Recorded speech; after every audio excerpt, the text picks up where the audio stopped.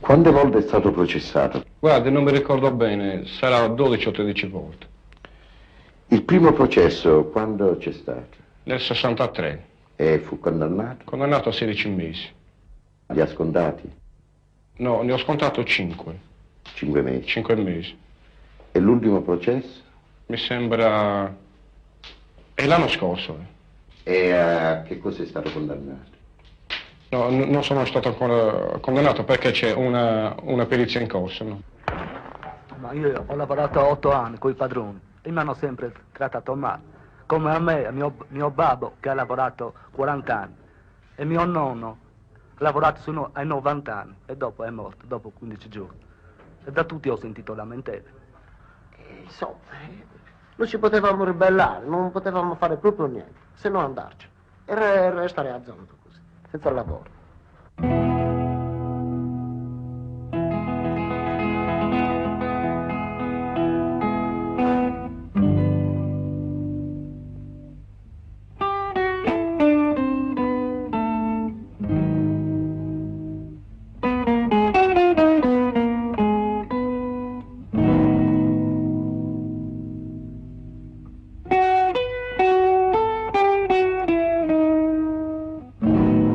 Il Tribunale di Oristano, in nome del popolo italiano, dichiara Giovanni Meloni, Luigi Bilancetta, Pietro Mocci e Mariano Marongiu colpevoli del delitto loro contestato con le circostanze di cui agli articoli 62 e 62 bis Codice Penale e visti gli articoli citati, condanna ciascuno alla pena di mesi 10 e giorni 20 di reclusione.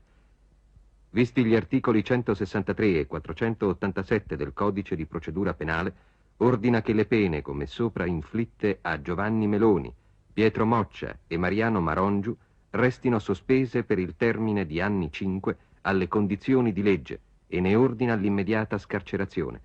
Rigetta l'istanza di libertà provvisoria per Luigi Bilancetta.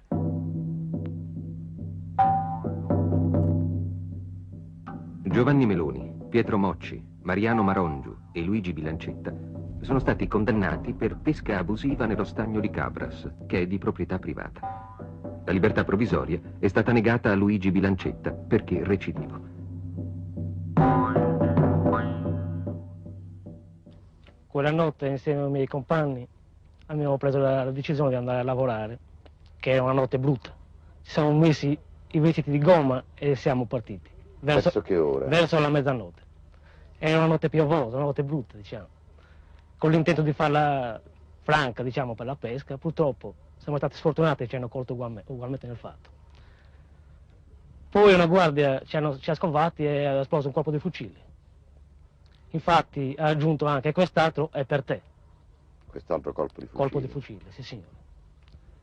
E io ho risposto: ma guarda che noi siamo venuti a cogliere 2 chili di pesci per sostenere le nostre famiglie, non per cercare voi altri. Purtroppo loro non hanno voluto sentire, infatti cercavano di precipitarsi per prenderci l'attrezzatura e noi, dato che eravamo sul posto, diciamo, con le reti anche in mano, abbiamo preso le reti e immediatamente siamo partiti via, siamo fuggiti. Che tipo di pesce siete andati a pescare quella notte? Cefali, E quanti ne avete pescati? circa 8 kg, E che valore potevano avere? 7-8 mila lire. Qual è il suo lavoro? Pescatore abusivo, così ci chiamano. Ma non potrebbe fare un altro lavoro qui? E dove? Dove deve andare? Per poter pescare regolarmente, perché non vi accordate con la proprietà chiedendo l'autorizzazione? Beh, perché la scelta la fanno loro. Cercano le persone più fidate, di quelle che possono fidarsi di più naturalmente. E poi perché loro vogliono il 40% Del pescato? del pescato. Poi ogni anno, se uno deve restarci, gli fanno un'altra proposta. Le dicono: se vuoi restarci ancora, se vuoi lavorare ancora con noi, ti mettiamo in una condizione di lavorare per il 50%. E poi via via, l'anno successivo, vogliono sempre di più, la percentuale per loro è sempre più grande. Signora, suo marito quanto poteva guadagnare con questa pesca, diciamo così, abusiva? Sulle 4-5 mila lire ogni volta che andava. Cioè ogni giorno no? No, quando poteva. Lei è andata a trovare qualche volta suo marito in carcere? Sì, di giovedì. Ogni giovedì? Sì. E qual è lo stato d'animo del suo marito? È non buono, perché pensa alla famiglia, al bambino. E ora, signora, come fa a tirare avanti? Mi aiutano i compagni di mio marito. Gli altri pescatori? Sì, quel poco che mi possono dare. 4 pescatori sono stati condannati per pesca abusiva nello stagno di Cabras. Oltre ai processi intorno a questo stagno, a 2 passi dal mare sulla costa occidentale della Sardegna, si addensano da secoli lotte, passioni, interessi. Lo chiamano stagno, ma per la sua estensione è in realtà un lago vasto 2 volte l'isola di Capri. A Cabras, incredibilmente, ci sono pescatori pochi che possono pescare di più e pescatori che possono pescare di meno, secondo la collocazione che hanno in una assurda piramide feudale. E c'è chi non può pescare per niente, la maggioranza, perché è fuori della piramide. Lo scrittore e giornalista Giuseppe Fiori, nel suo libro Baroni in Laguna, un racconto inchiesta del 1961, afferma che a Cabras si ha l'impressione di vivere e di essere piombati in un tempo biblico. Che cosa è cambiato in 15 anni? Sono nello studio di AZ Mario Puddu, assessore alle finanze della Regione Sarda, Antonio Sanna, sindaco di Cabras, Aldo Uras, rappresentante legale dei proprietari, Diego Murtas, pescatore abusivo, Nando Cossu, del Comitato d'Agitazione dei Pescatori.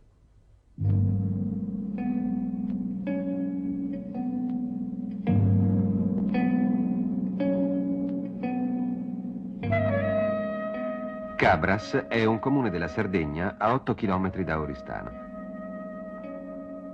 Ha 7.000 abitanti.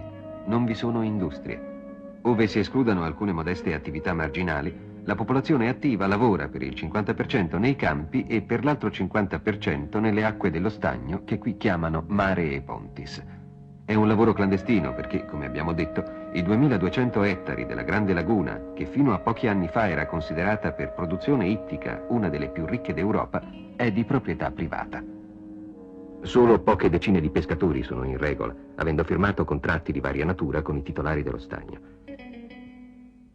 Le denunce e i processi per pesca abusiva, il reato contestato è quello di furto aggravato e continuato, sono, si può dire, cosa di tutti i giorni. Nel 1972 furono denunciate in una sola volta circa 280 persone, quasi la metà dei pescatori di Cabras.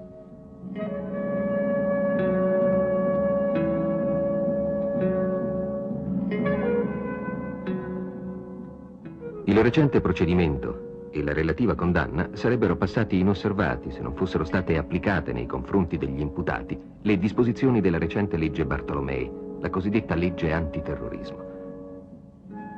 Giornalisticamente si è sempre detto che la legge Bartolomei è una legge antiterrorismo.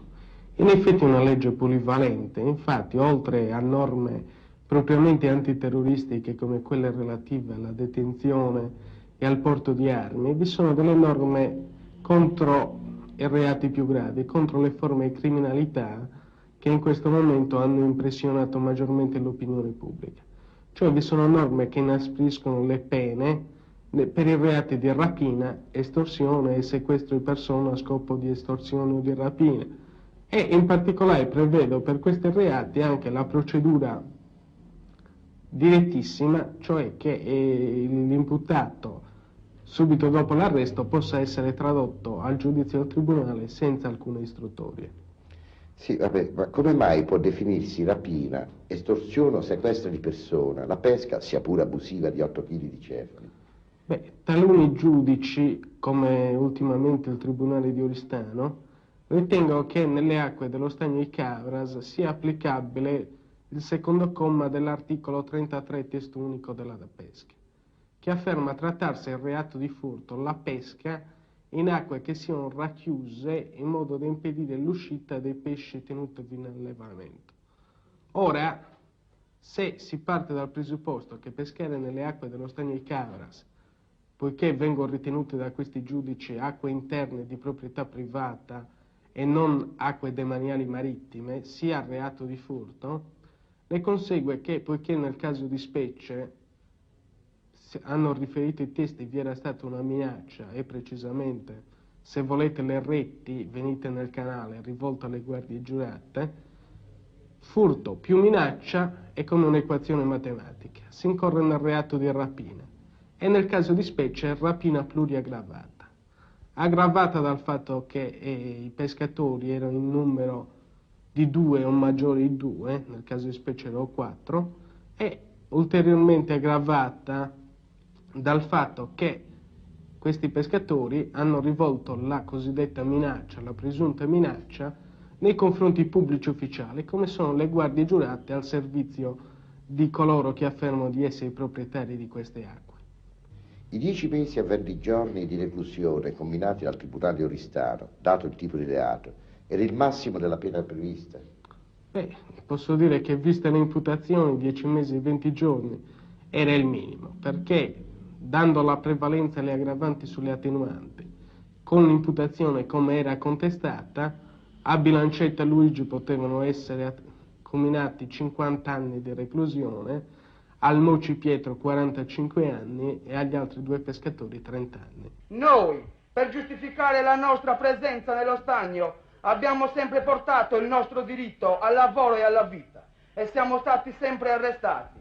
Ci sequestravano reti, pesci e battelli. Spesso ci hanno costretto a coprirci di debiti per comprare gli attrezzi da pesca che ci venivano sequestrati ogni notte.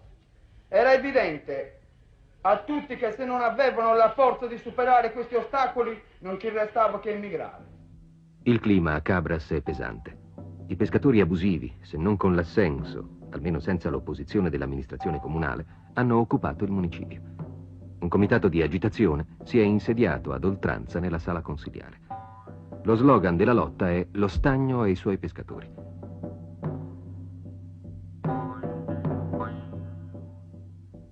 Tutte le forze politiche dell'arco democratico, locali e regionali, appoggiano il movimento. L'obiettivo è la ricerca di una soluzione definitiva della questione dello stagno. Una questione che viene da lontano. Risale a una bolla di Filippo IV di Spagna del 1652. Il sovrano, impelagato nella guerra di Catalogna, ha bisogno di denaro. Lo chiede a un banchiere genovese, Gerolamo Vivaldi. A garanzia, la Sardegna fa parte dei possedimenti spagnoli, offre lo stagno di Cabras. Filippo IV si dimostra un cattivo debitore e lo stagno passa alla famiglia Vivaldi. Nel luglio 1853 gli eredi Vivaldi cedono lo stagno a un notaio di Oristano, Don Salvatore Carta. Passano appena 2 anni e inizia, intorno allo specchio d'acqua, una ultrasecolare vicenda processuale di cui ancora oggi non si intravede la soluzione. Nel 1855 il Regio Demanio, in nome di Vittorio Emanuele II, re di Sardegna, iniziò un'azione di rivendica della proprietà dello stagno di Cabras e di Santa Giusta, con una controversia giudiziaria che venne definita il 20 marzo 1858 con il rigetto della pretesa dell'amministrazione regia. Nel 1910 il prefetto di Cagliari espropriò per pubblica utilità lo stagno di Santa Giusta. Lo stagno di Cabras rimaneva nella detenzione dei privati. Nel 1922 l'amministrazione dello Stato chiese l'iscrizione dello stagno di Cabras nell'elenco delle acque pubbliche alla stregua di un lago, di una qualsiasi altra acqua. Nel 1954 il Tribunale Superiore delle Acque respinse questa richiesta dell'amministrazione dello Stato. Cioè dopo 32 anni? Esatto, sì, dopo 32 anni. Nel 1956 la Regione approva la legge numero 39 che abolisce i diritti esclusivi di pesca nelle acque interne della Sardegna a qualsiasi titolo detenuti. A Cabras si esulta. Finalmente lo stagno tornerà ad essere dei suoi pescatori. Ma gli anni passano e tutto resta, almeno a Cabras, come prima. Anzi, peggio, perché per la prima volta le acque dello stagno si tingono di sangue. Un pescatore abusivo, Angelo Mura, uccide una guardia giurata al servizio dei proprietari. È condannato a 10 anni. Oggi lavora in un'officina meccanica. Questa è la sua versione dei fatti. Avvenne che mentre stavamo pescando, no, è uscita all'improvviso la barca, c'erano delle guardie. E noi per paura siamo messi a scappare, no.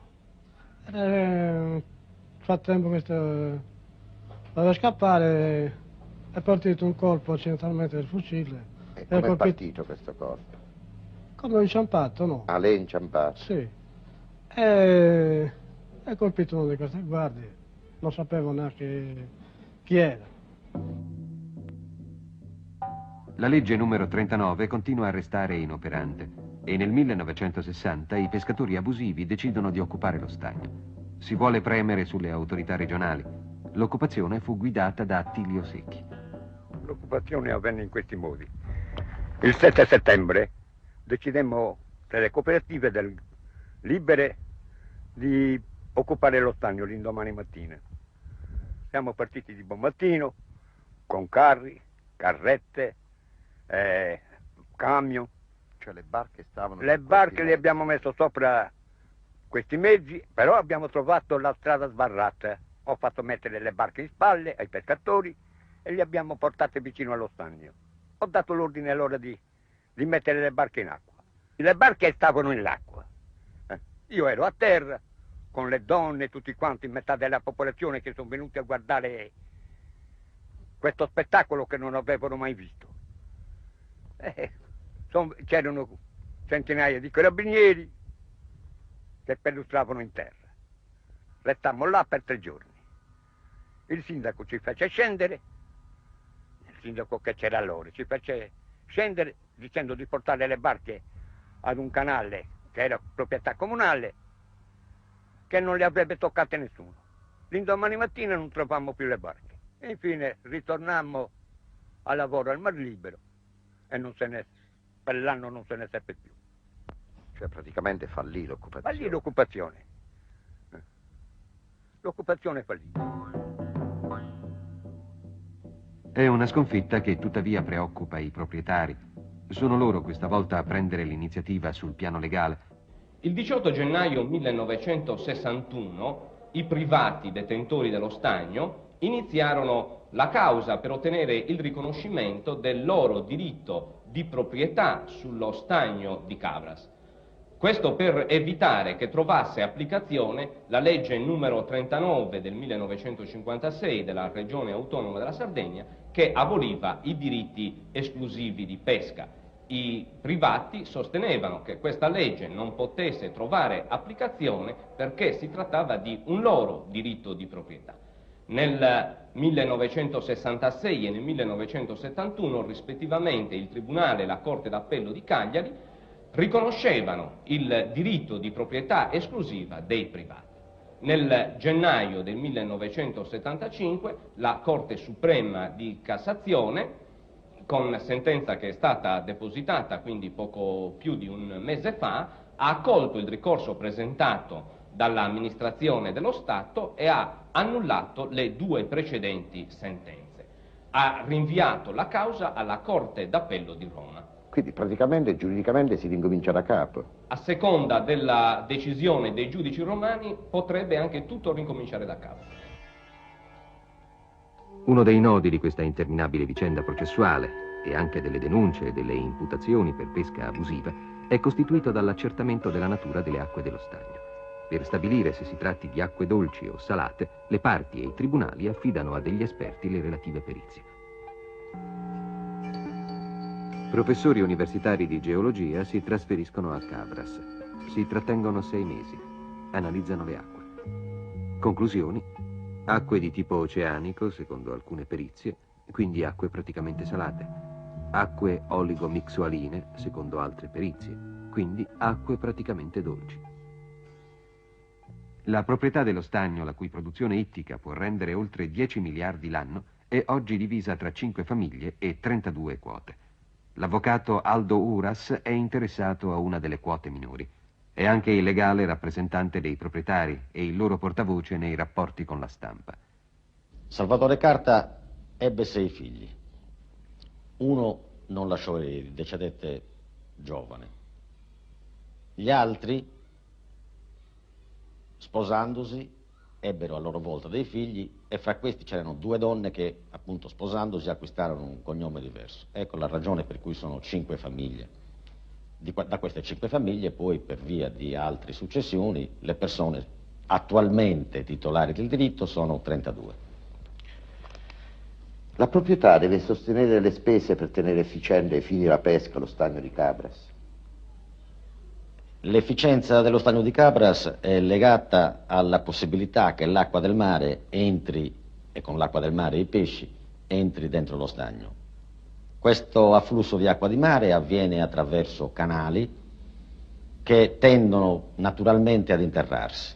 Quindi la proprietà deve intervenire per evitare questo interramento, adoperando delle draghe quando occorre, degli escavatori, poi ci sono tutte le altre spese di esercizio di qualunque impresa, come in questo caso particolare la manutenzione in efficienza, il rifacimento periodico 2 volte all'anno degli impianti di selezione e cattura del prodotto, gli oneri previdenziali e assistenziali e i salari per il personale, la manutenzione degli edifici aziendali, degli alloggi di servizio per il personale dipendente, fisso e per i pescatori che lavorano in compartecipazione. Tutte spese che naturalmente assommano a una notevole cifra che non sono in grado di precisare. Potrei indicare così un 60% del reddito. Queste spese sono state sostenute in parte dalla Regione oppure solo dalle famiglie? Le spese vengono sostenute dalla proprietà. In un solo caso, quando si trattò di fare un grosso lavoro, fu richiesto un contributo alla Regione, che fu concesso. Qual è l'entità degli utili che la proprietà ricava dallo sfruttamento dello stagno? Qui la domanda diventa un po' imbarazzante. Anche per questo ovviamente io non ho elementi sufficienti per darle una risposta precisa. Posso dire questo, che prima che sorgesse questa contestazione e i pescatori associati seguivano scrupolosamente le regole del contratto, rimaneva un discreto utile che veniva poi ripartito fra i proprietari a seconda delle varie quote di loro proprietà.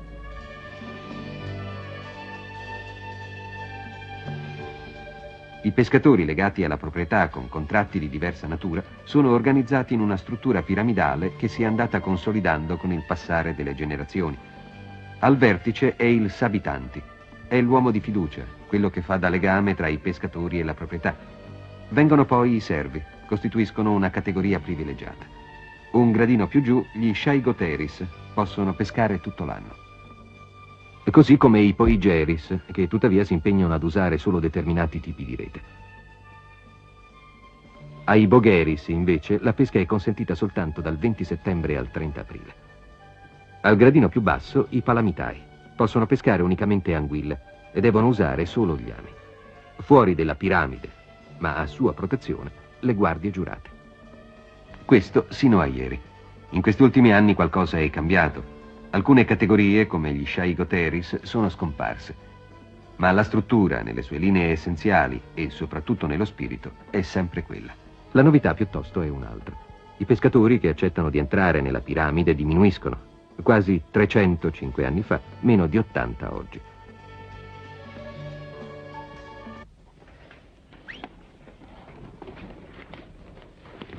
Come si diventa servi?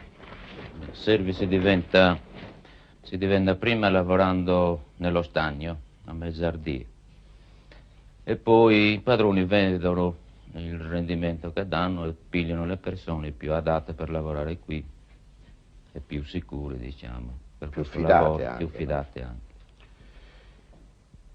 Quali sono praticamente i compiti di un servo?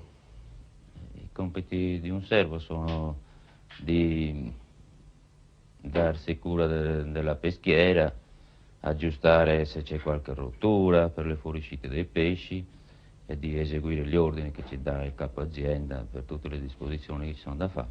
Quindi anche sorvegliare un po' gli altri sorvegliare pescatori. altri pescatori, notturno e anche di giorno.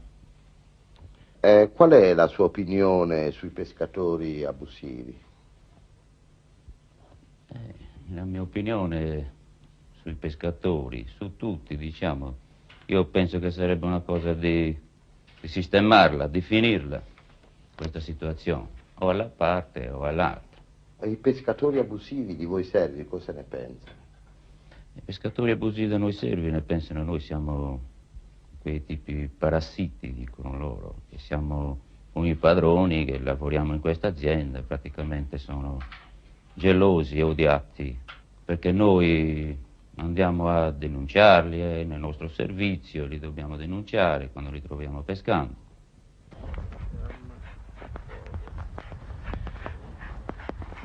Lei era un servo, vero? Sì, signor. E lei? Bogheri.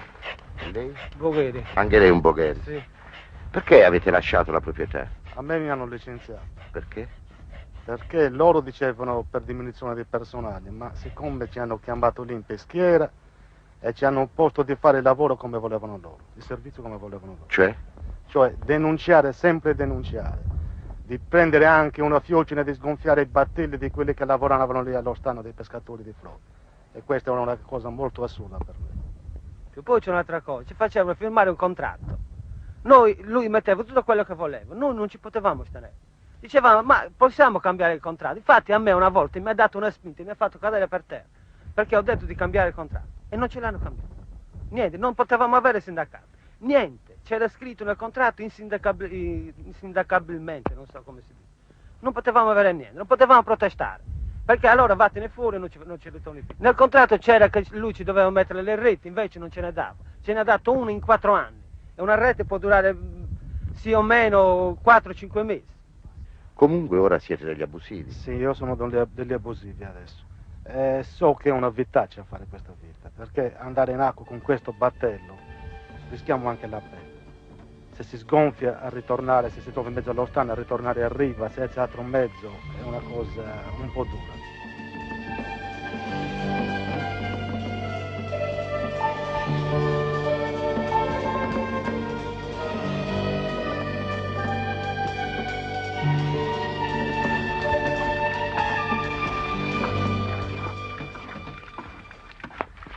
Voi potete pescare tutto l'anno o solo in un periodo dell'anno? Un periodo.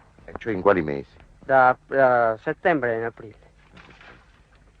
Il pescato come viene diviso fra lei e la proprietà? 60%, 69 e 40 il padrone.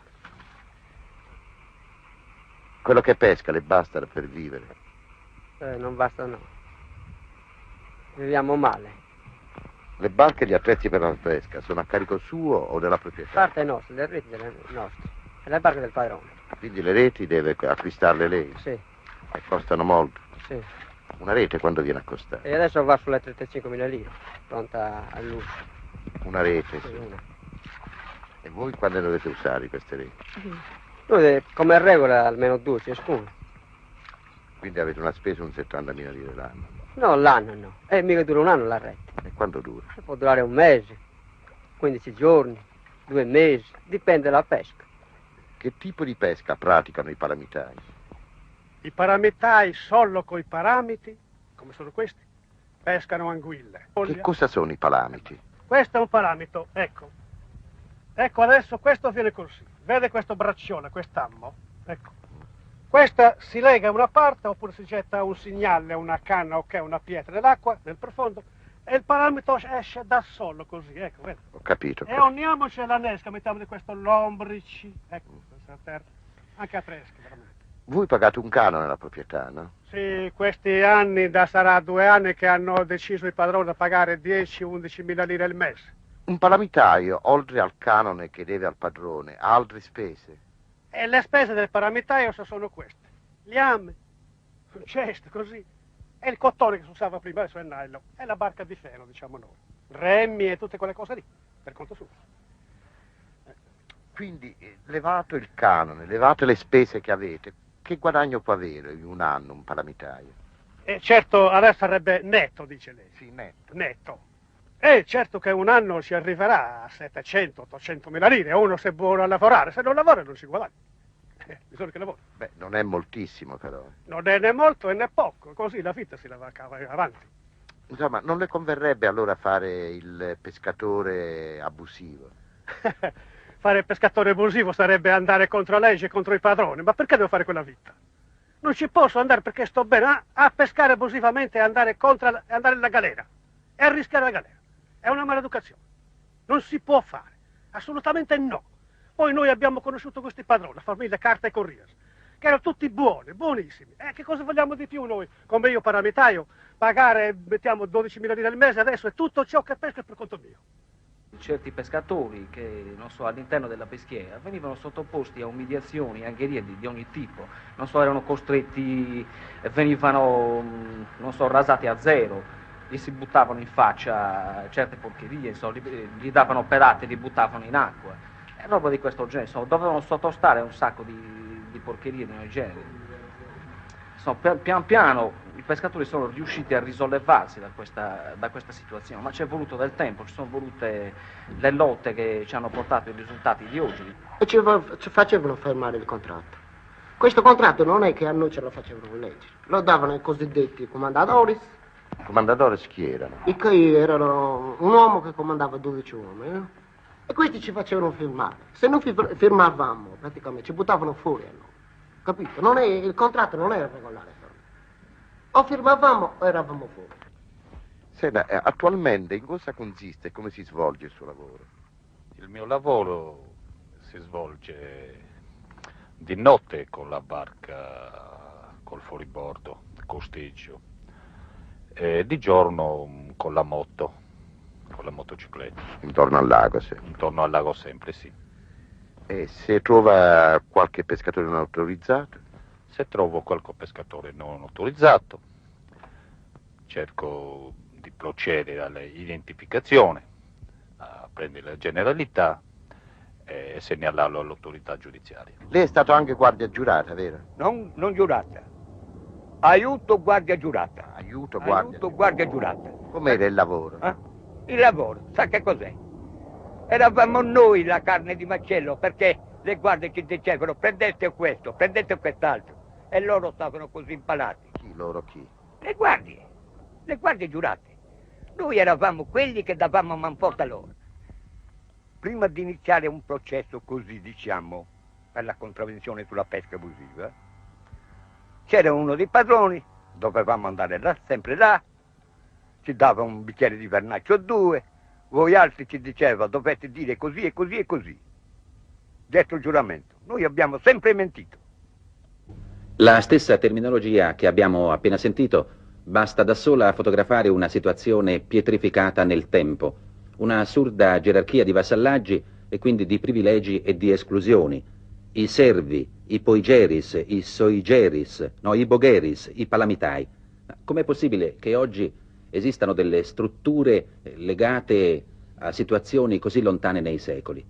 A parte poche eccezioni, abbiamo sentito muovere accuse ai proprietari da parte dei pescatori che sono alle dipendenze dei proprietari, avvocato Uras. Che c'è di vero? Quanto alla terminologia, ritengo che non ci sia niente di strano, perché è una terminologia legata all'attrezzo che ciascuno di quei pescatori adopera, e cioè sciaigotteris, per esempio, sono quelli che adoperano lo strumento chiamato sciaigotto, poigeris sono quelli che adoperano lo strumento chiamato poigio, bogheris sono gli uomini che vogano, che remano, cioè nelle barche che devono fare la pesca con la rete di circuizione, quindi non ci trovo niente di strano. Però questi attrezzi, queste reti, alcune sono a maglie larghe, alcune a maglie fitte, che vuol dire che alcuni possono pescare dei pesci e altri possono pescare altri tipi di pesci. Certo, perché vengono indirizzati alla pesca con questi attrezzi in un determinato settore, con altri attrezzi in altri settori, e quindi possono, e anche a seconda dei tempi e della stagione, in relazione allo sviluppo che l'itiofauna assume man mano durante il corso dell'anno. Sentiamo la versione del signor Murtas, che è stato pescatore dipendente della proprietà per diversi anni, credo. Io ci sono stato alla dipendenza dei padroni e il fatto sta qui. Prima si entra come bogheri. Cioè, voglio dire, c'è differenza nella possibilità di pesca a seconda della come categoria? siamo soldati, no? all'esercito. Si inizia come recluta. Lo stesso è Bogheri. Se faccio a bravo e mi sottometto a tutte le cose che mi dicono i padroni, tutto va bene. Vengo promosso a Sciagoteri. Sciagoteri, se faccio il bravo, lo stesso. Vengo promosso a Poigeri. E così via. Se invece al rovescio non do ascolto a ciò che mi dicono i padroni, mi sottometto a tutto quello che mi dicono i padroni, la vedo come la vedo io, che è torto come dicono loro, perché i padroni mi mandano a lavorare in un periodo che fa comodo a loro. Ci mandano tutti insieme a Bogheris quando ci sono i pesci nello stagno, a modo che questi pesci alla nostra entrata con le barche se ne vengono via nella peschiera. Una volta carica la peschiera, noi fermi di lavorare. 15 giorni, una settimana, fin quando il prodotto della peschiera non è liquidato. Quando il prodotto della peschiera è liquidato, nuovamente a lavorare un'altra volta. Circa l'accusa, avvocato Uras, dei rapporti fra pescatori e proprietari che abbiamo sentito nei filmati? Beh, devo dire questo, che i pescatori associati all'azienda per la pesca non hanno mai fatto nessun reclamo di nessun genere in sede sindacale o in sede di lavoro. Qualche piccola divergenza che c'è stata circa la retribuzione, circa la percentuale di loro spettanza, qualche altra divergenza circa l'impiego di reti a maglie più o meno larghe in certi periodi, sono state appianate pacificamente senza mai nessun contrasto di notevole entità. Una volta che noi eravamo Bogheri, nessuno poteva parlare, nessuno. Se uno la vedeva che era nera, doveva dire che era bianca. Non nera, bianca, all'inverso. Se diceva invece che era nera, fuori dai piedi, se ne doveva andare. Cercavano un altro. Sché quelli che restavano Bogheris erano quelli che si sottomettevano alle condizioni dei padroni. Se no, dall'azienda fuori. Avvocato Uras, una domanda già postale nel filmato. Quanto rende alla proprietà lo stagno di Cabras? Guardi, la resa dello stagno di Cabras in periodi normali, cioè quando ancora non esisteva questa contestazione, era una resa piuttosto alta. Non so se sia il più produttivo d'Europa. Certo, è molto più produttivo di molte lagune venete, per esempio, che godono di una grande fama. Mi è capitato di leggere degli studi fatti da un funzionario della regione e un funzionario dell'amministrazione della Marina Mercantile che indicavano mediamente una produzione di 4 quintali e mezzo ad ettaro. Per 2000 ettari sono quindi 8.000 quintali all'anno. 8.000 quintali, grosso modo, che andavano ripartiti nel 60% a favore dei pescatori, Bogheris, e per il 40% a favore dell'azienda. Con questo, che il 60% che andava ai pescatori era un 60% netto, perché contrariamente a ciò che qualcuno ha detto durante il filmato, le reti, le barche e i remi sono forniti dall'azienda. È certo che quando i pescatori sciupano le barche, sciupano le reti... Ciò che si ricava da questo stagno può essere messo in crisi o in notevole diminuzione dal fatto dell'usura di una rete? No. La crisi dello stagno di Cabras dipende da ben altri fattori di vario genere, dei quali qualcuno io ho indicato anche nell'intervista fatta a Oristano, e cioè questa grande quantità di pescatori abusivi che asportano dallo stagno ingentissime quantità di prodotto e di conseguenza il reddito dell'azienda e quindi il reddito di tutti è andato sempre diminuendo, perché il numero di questi pescatori abusivi è andato sempre crescendo e ovviamente quando la torta è quella che è, la si deve ripartire in troppi, non ne rimane più nulla per nessuno. Lei è stato molto esauriente, ma non ha risposto alla domanda: quanto rende alla proprietà lo stagno di Cabras? Beh, questo è un dato che anzitutto non ho elementi precisi per dirlo. Ma lei rappresenta legalmente tutti i proprietari? In questo momento li rappresento, ma non legalmente. Sono stato incaricato dai proprietari di tenere i contatti con la stampa e con la televisione. Non è che io sia un rappresentante legale dei proprietari. La rendita della proprietà io non la so precisare. Dottor Sanna, sindaco di Cabras, qual è l'atteggiamento dell'attuale amministrazione comunale di Cabras in questa vicenda? È stato di pieno appoggio e di piena solidarietà col movimento dei pescatori, nella convinzione che il movimento stesso dei pescatori sia rivolto a portare avanti delle istanze di carattere sociale che non possono essere, diciamo così, ulteriormente disattese. Perché non mi pare giusto, non mi pare opportuno che nel 1975, in cui oggi ci troviamo, abbiano ancora vigore delle regie patenti e atti di Filippo IV. Quindi si tratta di un movimento che investe di un'azione, diciamo così, quella dei pescatori, che non riguarda solo i diretti interessati, cioè i pescatori che promuovono l'azione stessa, ma interessa, diciamo così, a dei riflessi di carattere sociale ed economico su tutta la struttura sociale ed economica del paese di Cabras. Quanti sono i pescatori abusivi a Cabras? Ma penso che attualmente il numero dei pescatori abusivi si aggiri circa sulla cifra di 300 o 400. Perché sono tanti?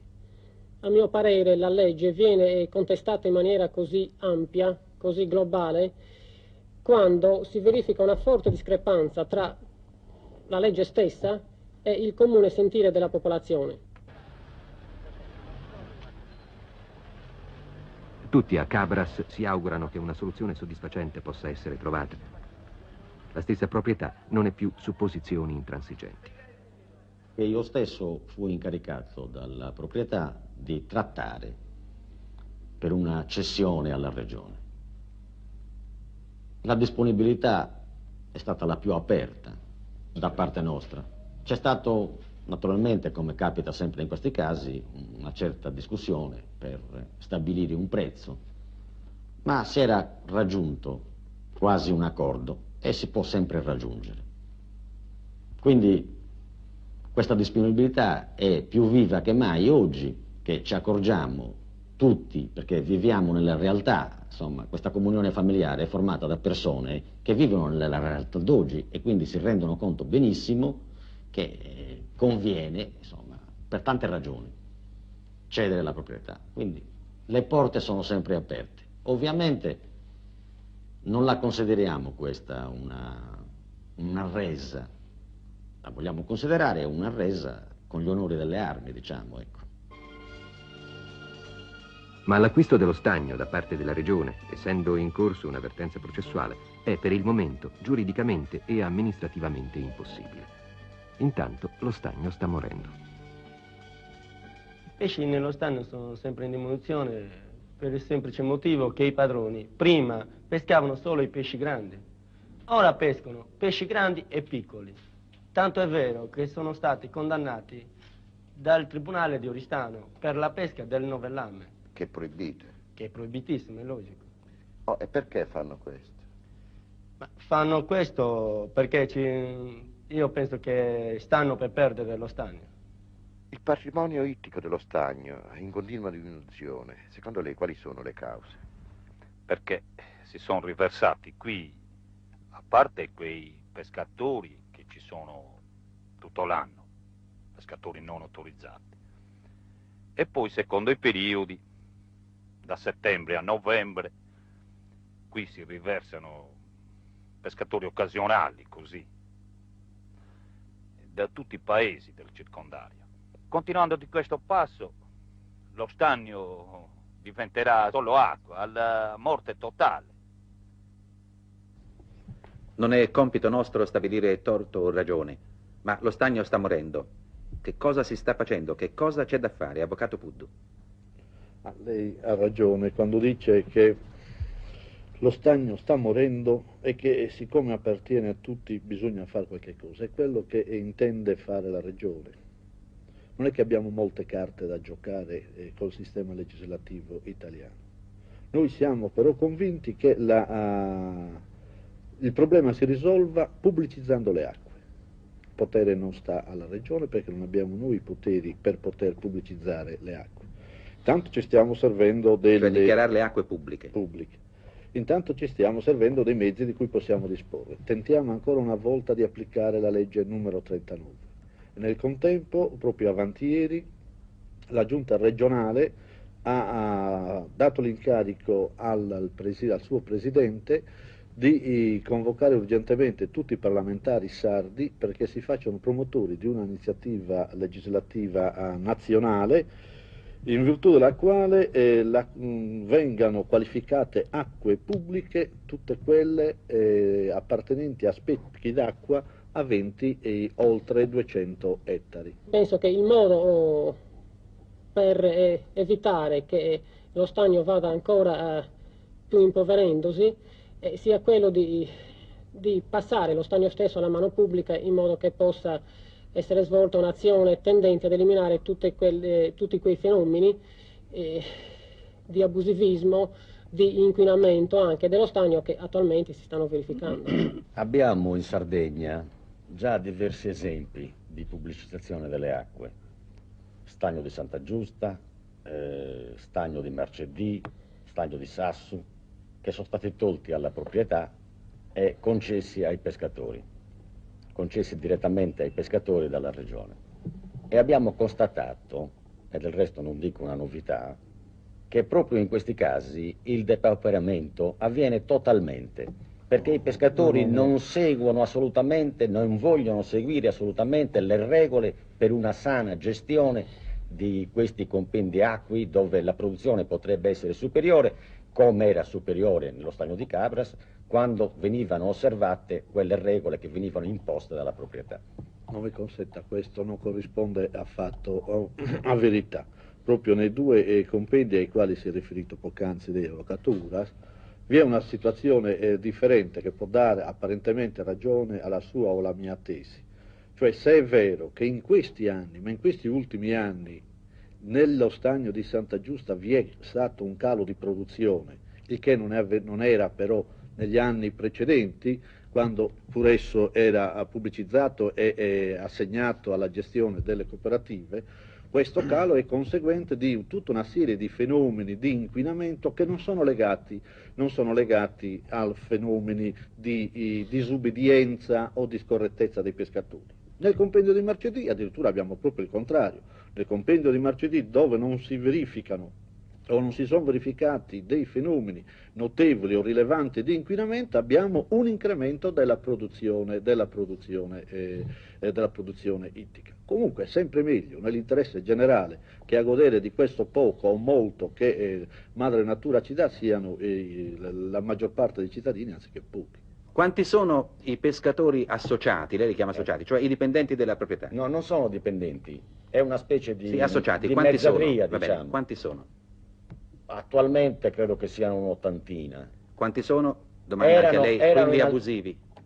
Gli abusivi, ce l'ha detto il sindaco, sì, sono 300 o 400. Ecco, questi 300 o 400 pescatori abusivi, che cosa faranno secondo lei? Che cosa dovranno fare? Che cosa dovrebbero fare?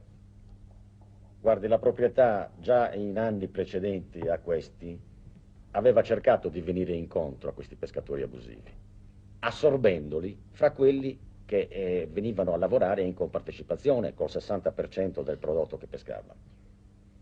Ovviamente chi si è abituato a pescare abusivamente e a far proprio tutto quello che pesca, mal si adatta a dover dare un 40% alla proprietà. A Cabras esiste un comitato di agitazione dei pescatori, qui è rappresentato dal signor Cossu. Che fare per salvare lo stagno di Cabras? Una cosa è certa, che la prima cosa da fare nel più breve tempo possibile intanto è quella di dare lo stagno ai pescatori. Il fatto assurdo in questa situazione è che ci troviamo di fronte ad una regione che risulta quasi impotente contro un privato, contro una serie di privati.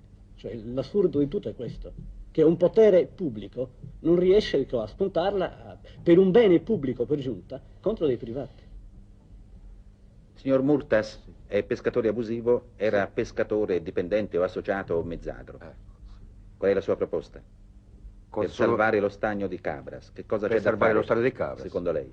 Se il governo dà lo stagno a noi, l'avvocato Uras ha detto che lo stagno di Cabras può produrre 8.000 quintali di pesci all'anno. Ma se lo stagno viene dato ai pescatori, a una cooperativa a Cabras, senza bonificarlo anche, come ha detto l'avvocato Uras, io sono convinto di dare centinaia di milioni di quintali di pesci all'anno, non 8.000 come ha detto l'avvocato Uras, perché adesso, sia dalla parte dei padroni che dei pescatori abusivi, stanno pescando quei pesciolini 30-40 al chilo. Invece dovevano essere pescati questi pesci 3 o 4 al chilo. Questa capacità o possibilità di conservazione o di aumento, perché vi è una forte possibilità di aumento di questa produzione, non può che essere legata a interventi particolari e di rilievo attraverso opere idrauliche che nessun privato alla fine, per quanto di buona volontà, riesca a fare, e che quindi solo il potere pubblico è in grado di realizzare. Dico nessun privato, ho detto nessun privato di buona volontà è in grado di poter fare, ma nel caso di specie io ritengo che non ci possiamo neppure trovare di fronte ad un privato di buona volontà, perché il fatto stesso che già da 20 anni, teniamo conto solo di questi ultimi 20 anni, la cosiddetta proprietà è in continuo contrasto, giudiziario o no, con i pescatori, con le amministrazioni pubbliche dello Stato e della Regione, sicuramente ha portato questa proprietà privata a non incrementare la produzione, a non effettuare quel tipo di opere idrauliche che sarebbero necessarie. Questa considerazione, quindi, legata all'altra di ordine pubblico, che è estremamente significativa, non a caso può, e non tutti i giorni avviene nella nostra regione, ma dico neppure in Italia né negli altri paesi del mondo, che 300 cittadini di una piccola comunità come può essere quella di Cabras vengono portati tutti assieme, individuati e portati tutti assieme di fronte al magistrato ed essere giudicati. Quando in una piccola comunità la cittadinanza, la collettività, perché di collettività si deve parlare, si ribella in tale forma, in una forma così massiccia, è evidente che vi è una situazione ormai anacronistica, in contrasto con la coscienza sociale che si è andata evolvendo, che non tollera più né regole né regolamenti che ancora si conservano. Noi abbiamo offerto, e lo offriamo ancora qui pubblicamente, di fronte a tutta l'Italia, ai detentori dello stagno, una possibilità di una soluzione che sia la più rispettosa dei diritti di tutti, quella di permetterci di entrare nella disponibilità di questi compendi e di lasciare poi la soluzione del pagamento o meno, del dover o meno corrispondere un qualche cosa, sia prezzo o sia indennità, per quanto noi veniamo a sottrarre ai cosiddetti detentori, alla soluzione e alla volontà dei giudici della Corte d'Appello di Cagliari. Si tratta per la proprietà di fare eventualmente solo un sacrificio di pochi mesi, perché non durerà tanto, o di un anno la causa in Corte d'Appello, dopodiché ci rimettiamo alla volontà del magistrato, la Regione per prima. Sia l'onorevole Puddu sia il sindaco Sanna hanno impostato il problema sotto il punto di vista sociale. Ora, io contesto che ci sia un problema sociale, ma lo voglio dare per scontato. Lo voglio dare per scontato. Però non mi pare giusto, debbo osservare, che un problema sociale, cioè che interessa la socialità, debba essere risolto col sacrificio del privato. Chi deve sacrificare è la collettività. Avvocato, ma non le stiamo chiedendo il sacrificio di nessuno, stiamo dicendo se la Corte d'Appello riconoscerà la vostra proprietà, pagheremo. Grazie. È chiaro che se la Corte d'Appello e la Corte di Cassazione mi riconoscono il proprietario dovete pagare. Ma scusi un momento, per quale motivo dobbiamo pagare se poi la Corte i magistrati non riconosceranno il vostro diritto di proprietà? Un sistema. Perché oggi non è affatto riconosciuto, è in contestazione. C'è un sistema. E quale? E lei che è avvocato lo conosce benissimo. Mi dica. Quando due persone litigano per la proprietà di un bene, si può arrivare a una transazione. Questo lo possono fare i privati, non lo può fare la pubblica amministrazione. Anche la pubblica amministrazione non lo possiamo fare perché siamo legati alle leggi. Lei lo sa che per comprare dobbiamo fare una legge. La fate. Ma la legge non si può fare se non è riconosciuto il diritto. Una pubblica amministrazione non può comprare a non domino, dobbiamo comprare da chi è titolare della proprietà. La pubblica amministrazione può transigere una lite che è in corso. E questa è l'unica soluzione possibile E lei che sa noi anche, vediamo adesso. comunque, che Ma la quanto avete pubblica chiesto per amministrazione vendere mi lo scusi. stagno? Abbiamo chiesto una cifra che è adeguata alla metà del valore dello stagno. E quant'è il valore dello stagno? Beh, preferirei non dirla. Io dico che è ora di finirla, perché i padroni per parte mia sono troppo forti. Se erano stati altri padroni, a questo loro stagno, non oggi, ma diversi anni trascorsi era stato preso. È una notte come un'altra a Cabras. I pescatori abusivi, alcuni dei quali usano ancora imbarcazioni di canne palustri simili a quelle di papiro dell'antico Egitto, tornano a pescare di frodo. E la guardia giurata, con una motobarca lui, torna a perlustrare i 2200 ettari dello stagno e i 10 chilometri di canale che vi affluiscono. Sono un impresario, no? E le mie funzioni sono di tenere l'interesse dei padroni, di sorvegliare il personale, di mandare al lavoro, tutto quello che c'è da fare nell'azienda e tutte queste cose, basta. Cosa ne pensa dei pescatori abusivi lei? Per parte mia io non penso quello che penso io, perché io sto bene, di loro non lo so, quello che pensano loro. Secondo lei, quale sarebbe la soluzione migliore per risolvere questa situazione qui a Cabras? La soluzione migliore per parte mia è di rimanere in mano ai padroni questa azienda. Che noi stiamo bene, logicamente io voglio rimanere così. Scusi dottore, proprio adesso mi hanno chiamato in caserma, a me e altri 18 pescatori, perché siamo stati denunciati per furto aggravato continuato. Ma per pesca abusiva? Sì. Lei ha avuto altre denunce? Sì, altre 350.